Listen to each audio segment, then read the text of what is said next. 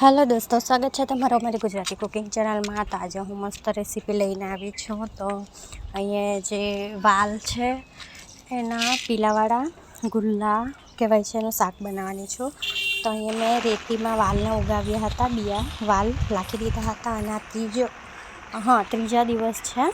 अहींया वाल मस्त निकળી આવ્યા છે। जो पीला थोड़ा एकदम झीणा झीणा पातरा निकळे त्या 3 दिवसे पातरा निकળી आवे छे त्यां सुधी आपणे उगाववाना छे।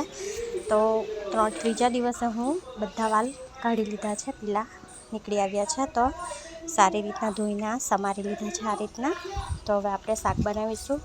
तो अहींया कांदो थोड़ो वधारे नाखवानो अने तेलनो उपयोग जरा वधारे करवानो। अहींया तेल गरम थई गयुं छे अने कांदा नाखी दीधा छे।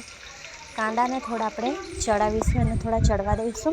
कांदा चढ़ी गया पछी एमां नाखीशुं आपणे बधो मसालो, लीलो मसालो, हळदर, मीठुं, धणा पाउडर, गरम मसालो, मरचा पाउडर बधुं नाखीने सारी रीतना कांदामां चेड़वी नाखवानुं छे थोड़ीवार। पछी जे गुल्ला आपणे काढ्या छे वालना पीला ए आपणे नाखी આપણે રસાવાળું શાક મસ્ત લાગે છે। સૂકું નહીં સારું લાગે, થોડું રસાવાળું રાખવાનું। રસો નાખી 3 સીટી પાડીને કુકર બંધ કરી દેવું। કુકર ઠંડુ કરીને ખોલી દેવું તો જ જુઓ સરસ કેટલું મસ્ત મજાનું શાક બનીને રેડી છે।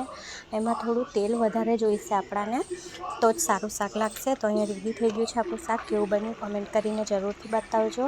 સારું લાગ્યું હોય તો લાઇક, શેર અને સબસ્ક્રાઈબ જરૂરથી કરજો। દર ચોમાસામાં આ શાક ખાવાની મજા આવે છે। तो कोणे कोणे आ शाक खाधुं छे कॉमेंट करीने जरूरथी बतावजो। आ शाक खावानी बहु मजा आवे छे। ચોમાસાની पहलो जे वरसाद पड़े छे त्यारे आ वालना जे पीला नाखी खावामां आवे छे, बहु सरस लागे छे।